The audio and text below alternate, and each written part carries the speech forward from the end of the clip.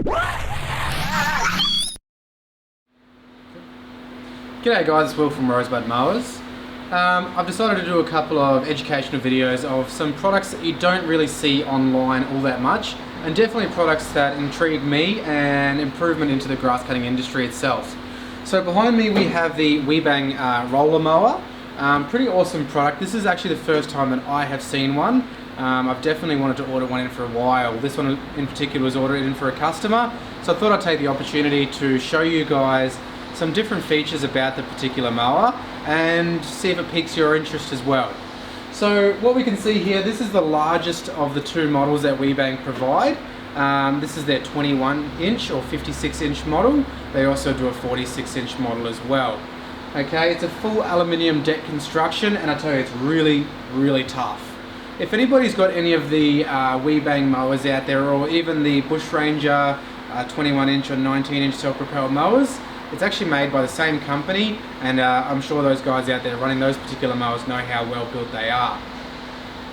A few different features that you're going to see straight away. There is a steel reinforced bull bar at the front, which I'm a huge fan of, because I do see a lot of front end damage on aluminium mowers and cracking in the front here, so that's going to prevent a lot of that as well. As far as your power plant goes, you've got the most reliable Kawasaki single cylinder engine on top with a really amazing filtration system. These engines have proven over the test of time how reliable they are. The smaller mower, or the smaller 46 centimeter version of this mower, comes with the Briggs & Stratton 750 EX motor.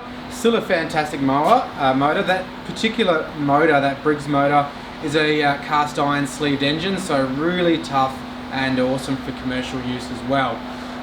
The guys out there running any of the Toros would know this engine, and they're, again, they are quite a good engine. So we'll go into a couple of different details of the mower. We'll have a bit of a show around and see if it's something that may interest you guys. So give us a second, we'll reposition and we'll show you a couple of different things. Okay guys, so here at the rear of the mower we're going to see some pretty important features and a lot of the questions that are going to be asked revolving the mower. How big is the chute? Is it going to clog up with grass? Etc, etc. Now the first thing that I'm going to say about the chute, I think it's a really substantial size, especially for something that's self-propelled. You've got to remember that half the chute is usually taken up or incumbent of the gearbox. Now also remember that this is a finish or fine cut mower. This is suitable, or a suitable replacement for someone who's wanting a cylinder mower but without the headaches and the maintenance. Okay, so you're not going to be slashing a paddock with this mower, you're not going to be cutting 10-inch high grass, you're really buying it to cut manicured lawn to get the desired effect. So as far as the chute goes, I think it's more than adequate size for anyone who's going to be taking up to 2 to 3 inches off their grass. What you're going to also see is the whole selling point about this mower is the dual roller system on the rear. Okay, again, it is a split roller, steel roller, self-propelled. Okay, and this is going to roll your grass, so really giving you the best of both worlds. The sort of less maintenance that a rotary mower comes with versus the nice cut that a cylinder mower comes with. Everybody really wants that beautiful cut of grass that a cylinder mower gives them, but the one thing that I try and tell my customers is, do you really want the maintenance that comes along with a cylinder mower? What I see here at the shop, and not so much with commercial guys, but more with the residential customers, is that we really see lack of maintenance with their cylinder mowers. People not backlapping their blades, wearing their bed knives out, or doing damage to their reels. And we find that there's a lot of headache involved with cylinder mowers for a lot of people who don't have that mechanical knowledge to be able to look after that mower accordingly. This is an amazing substitute. It's going to give you the beautiful rolling or striping marks with the lower maintenance of a rotary mower. Okay, the gearbox is housed behind the plate, and one thing that I will say about this mower is that everything is really well housed. Being a belt drive gearbox, a 3-speed belt drive gearbox, what I usually have concerns about is packing of grass around the belt system or pulleys, but what we'll see in a minute when we put the hoist up and have a look under the mower is that everything is really incumbent inside the mower. The covers are really tight, there's no sort of gaps in around the covers, and not a lot of area for the grass to get packed into, causing damage to the drive system. So I'm a huge fan of that on this particular mower. It's just the quality of the build is amazing. The next point I'll make is the handles. The handles are absolutely fantastic. You have the infinite adjustment in the height, whether you want to be, if you're really short or really tall. And again, you'll see this at a lot of the bush ranges and the Weibang mowers. They all sort of have that system. And then what you're also going to see is the full isolation mounts inside the handles here. And that's going to absorb a lot of the vibration that's going to be coming from the mower. So these brackets here that you see inside the handles, rubber filled or nylon filled, causing or dampening a lot of the vibrations, causing a really nice feel of the mower, especially with that hardy steel roller as well. So it's going to absorb a lot of that. So going up here on the handles, we go from the ISO mounted handles up to the adjustable handles, and you've got your throttle and choke control here. You've also got your 3-speed gearbox. You've got 2 handles on this machine. One is for your self-propel and one is for the engine brake. Not everybody's a huge fan of the engine brake, so what that's basically doing, it's a dead man switch. So as soon as you let go of this, the engine will stop. Okay, this machine is not equipped with a blade brake, as much as we would love to see that.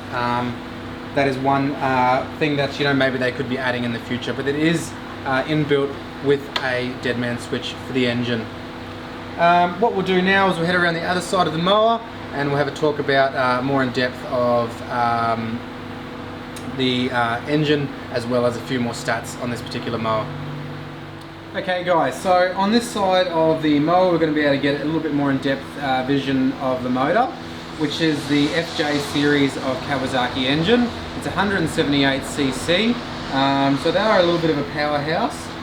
What you're going to see on the side here, if you've got the independent oil filter as well. This is amazing for commercial contractors out there running this mower, especially in hotter environments. This air filter is really going to save your engine and make it last the test of time. Air filter as well on top here. They are a cyclonic design, so they will circulate the debris and push it out. So really important, especially in your high dust areas. Then again, it is a fine cut mower, so if you're mowing in dusty areas, it's probably not so suitable. Larger fuel tank on it, good oil capacity, really good design all round with the engine. Now the mower weighs in at about 68 kilos, so it's not the lightest mower in the world. However, if you put that into comparison of a cylinder mower, I think you'll find that it is quite a good weight and quite manageable, I find. You've got your single height adjuster, so a large variation of height. And once again, from this side you can really see the build quality of the mower. Really nice rubber wheels on the front here, dual-sided wheel bearings as well. Okay, what we're going to do now is pop the mower up and we'll have a look at the blade system on it. Alright guys, so we've got a bit of an undershot of the mower here. So what we can see is what we were talking about before, how incumbent everything is under the mower and how protected the belt system is, the blade system is, and the gearbox is all quite covered. We have a lot of different movable parts. All of your bash parts or your wear plates are all replaceable and all a in-stock available spare part. Now the one concern that a lot of guys are going to bring up here in Australia is the bar blade system. Okay, quite common from mowers that are built or brought in from overseas. Bar blades are obviously more common in the rest of the world. Swingbacks are pretty much generally only an Australian thing. I don't really see an issue with the bar blade. I would like to see a little bit more of a flute on the particular blade. Then again, we are using this mower for more manicured lawns versus taking down larger height lawns, so it should be more than adequate. We could look at adding a swingback system off the 21-inch self-propel models that Weibang does make. I'd assume that this would bolt up perfectly fine with a couple of little bits of changeover. However, generally I don't see any issues with running a bar blade, especially on a mower that is designed for that manicured lawn, as there will be pretty much no risk of hitting things when mowing that type of lawn. So as you can see, really nice cutting system, really nice open area, deep dish on the deck. The cut height will vary from 15 mil. I think you could push it to around 10. I couldn't find much information of this on any of the websites, so I did measure it.